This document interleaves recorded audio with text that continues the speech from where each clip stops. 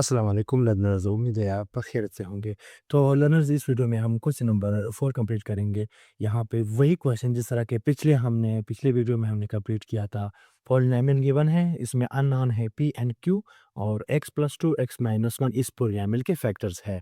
तो हमारे पास पॉलिनोमियल क्या है, यहाँ पे हम लिखते हैं p of x equal to x power 3 plus 2p x square plus 3q of x q into x plus आया हमारे पास 6। तो यहाँ पे हमारे पास गिवन है कि x plus 2 and x minus 1 are the factors since as x plus 2 is the factor here. X plus 2 equal to 0, it means x is equal to minus 2।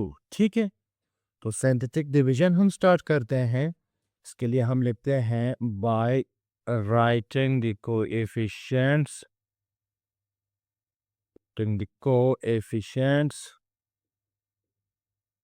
By writing the coefficients जो कि हमारे पास क्या होंगे, ये हम यहाँ पे लिखते हैं। सबसे पहले तो यहाँ पे आ जाएगा -2, ये हमने लिख दिया। अब इस पॉलिनोमियल के हम लिखते हैं कोएफिशिएंट्स। पहला आएगा 1, उसके बाद आएगा 2p, सिवाय x के बाकी सारे हमारे पास कोएफिशिएंट है, क्योंकि पॉलिनोमियल x में है। यहाँ पे आप देख सकते हैं p ऑफ x, यानी पॉलिनोमियल जो है वो x वेरिएबल में है। बाकी कोई अननोन आ जाए तो उसको फिर हम अननोन कहते हैं, लेकिन वो हमारा कोएफिशिएंट होगा। 2p इधर आ जाएगा 3q और आखिर में आ जाएगा 6। तो 1 इधर आ जाएगा, 1 नीचे। अब 2 मल्टीप्लाई हो जाएगा, 2 1 ज़ा 2, तो ये आ जाएगा -2। तो इधर आ जाएगा 2p माइनस 2। अब -2 यहाँ पे मल्टीप्लाई हो जाएगा, माइनस प्लस ये आ जाएगा माइनस 2 2 ज़ा 4, 4p माइनस माइनस फिर प्लस आ जाएगा, 2 2 ज़ा 4। ठीक है, अब इन दोनों को ऐड करते हैं। ये क्योंकि सारे अनलाइक टर्म्स ऐड नहीं हो सकते, तो हम इन सबको एक साथ लिखते हैं 3q माइनस 4p प्लस 4। ठीक है, अब ये -2 यहाँ पे फिर मल्टीप्लाई होगा, यहाँ पे हम लिखते हैं, तो प्लस माइनस ये आ जाएगा माइनस 3 2 ज़ा 6q। ठीक है, माइनस माइनस आ जाएगा प्लस, 4 2 ज़ा 8p प्लस माइनस माइनस 4 2 ज़ा 8 हमारे पास आ जाएगा यहाँ पे। ठीक है, तो यहाँ पे हम ऐड करेंगे, तो ऐड किस तरह करेंगे, यहाँ पे 8 और 6 तो ऐड हो सकते हैं, बाकी एज इट इज देखेंगे। तो ये हम लिखते हैं -6q प्लस 8p, ये -8 ये +6 तो निकालेंगे तो -2 रह जाएगा। ठीक है, ये बात जो है उन्होंने कह दी कि x plus 2 is a factor, तो हम यहाँ पे लिखेंगे since x plus 2 is a factor of given polynomial. तो मैंने कहा कहीं पे भी अगर आपके सामने फैक्टर का लफ्ज़ आ जाए तो बिना सोचे समझे आप लिखें कि रिमाइंडर उस केस में 0 ही होगा। तो रिमाइंडर 0 होगा, लेकिन हमारे इस केस में रिमाइंडर क्या आ रहा है, उसको हम लिखते हैं -6q, या हम तरतीब से लिखते हैं। पहले लिखते हैं 8p जो कि प्लस में है, उसको लिखते हैं 8p minus 6q equal to, बल्कि पहले लिख लेते हैं फिर बाद में शिफ्ट करते हैं। ठीक है, अब तरतीब करते हैं, तरतीब से लिखते हैं 6q, 2 इस तरफ माइनस में है तो उस तरफ जाके प्लस हो जाएगा, और इसको हम इक्वेशन नंबर 1 का नाम देंगे, क्योंकि दूसरे फैक्टर से भी इसी तरह का इक्वेशन आएगा जिसको हम इक्वेशन नंबर 2 का नाम देंगे। ठीक है, तो वही बात। अब दूसरा हमारे पास अगेन फैक्टर है, तो हम इसको लिखते हैं कि x minus 1 again is a factor of given polynomial. तो हम लिखते हैं as x minus 1 is the x minus 1 is the factor of polynomial given, जो भी है polynomial। तो क्या होगा, तब यहाँ पे होगा here x minus 1 equal to 0, तो आ जाएगा x equal to 1 हमारे पास, ये आ जाएगा x equal to 1। ठीक है, तो अब क्या होगा, अब हम कोएफिशिएंट्स लिखेंगे by writing दी कोएफिशिएंट्स।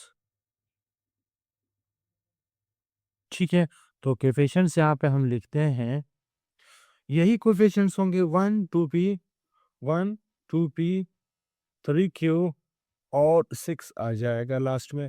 देखिए यहाँ पे क्या आएगा, यहाँ पे 1 आ जाएगा, ये 1 इसी तरह नीचे आ जाएगा, 1 1 जा 1, तो ये आ जाएगा 2p प्लस 1, ये 1 से मल्टीप्लाई हो जाएगा तो वापस वही चीज़ आ जाएगा।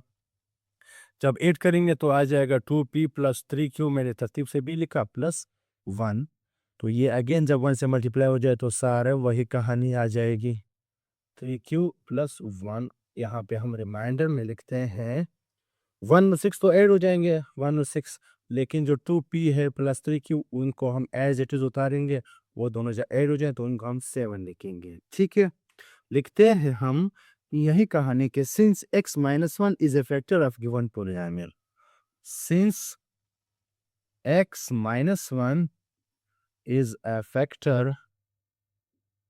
of given polynomial। ठीक है, तो x माइनस 1 फिर फैक्टर की कहानी आ गई, तब आप डायरेक्टली आप लिखें कि रिमाइंडर इस केस में हमारे पास होगा 0। ठीक है, किस केस में, जिसमें हमें कोई फैक्टर गिवन हो या पोलिनोमियल को हम उसके फैक्टर से जब डिवाइड करें। ठीक है, लेकिन कंडीशन में हमारे पास इक्वेशन में क्या हमारे पास क्वेश्चन में आ रहा है रिमाइंडर, वो हमारे पास है 2p plus 3q plus 7 equal to 0, तो उस तरफ शिफ्ट कर लेते हैं, 2p plus 3q equal to -7, इसको हम इक्वेशन नंबर 2 का नाम देंगे। ठीक है, तो पी एंड क्यू दोनों पी एंड क्यू है।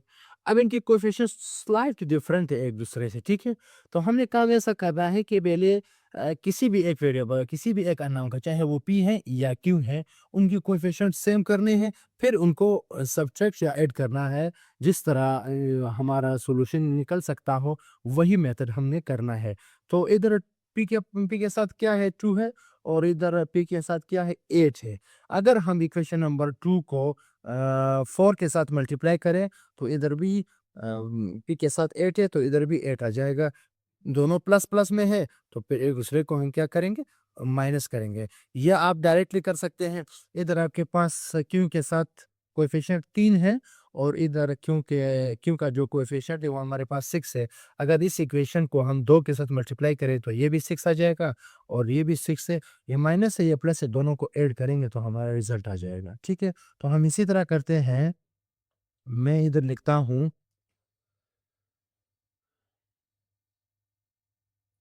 मल्टीप्लाइंग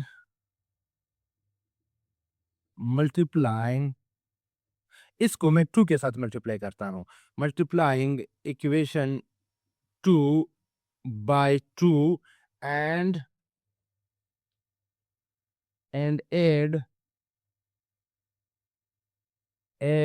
इन इक्वेशन 1, तब इक्वेशन नंबर 1 में हम ऐड करेंगे। ठीक है, इसको पहले 2 से मल्टीप्लाई करेंगे, फिर उसमें ऐड करेंगे। ठीक है, तो पहले इस इक्वेशन को हम लिखते हैं 8p minus 6q equal to 2।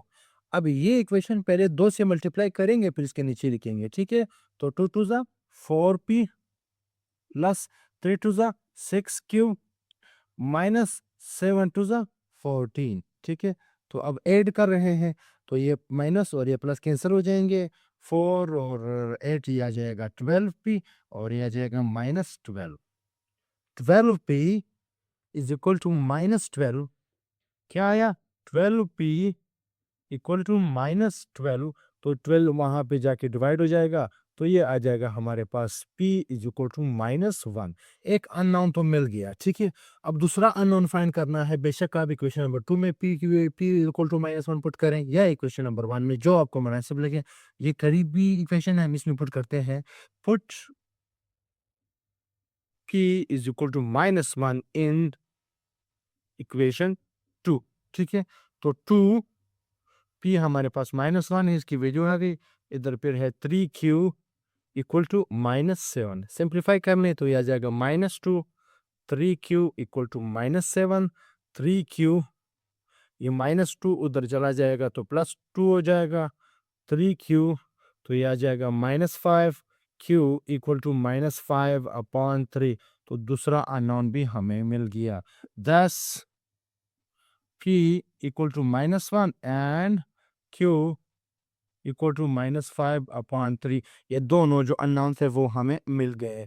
ऐसे इक्वेशंस को हमने ऐसे हल करना है, इनमें कोई मुश्किल काम नहीं है, ठीक है? तो उम्मीद है आपको समझ आ गया होगा। तो मिलते हैं नेक्स्ट वीडियो में, तब तक के लिए हमें चाहिए इजाज़त। अल्लाह हाफ़िज़।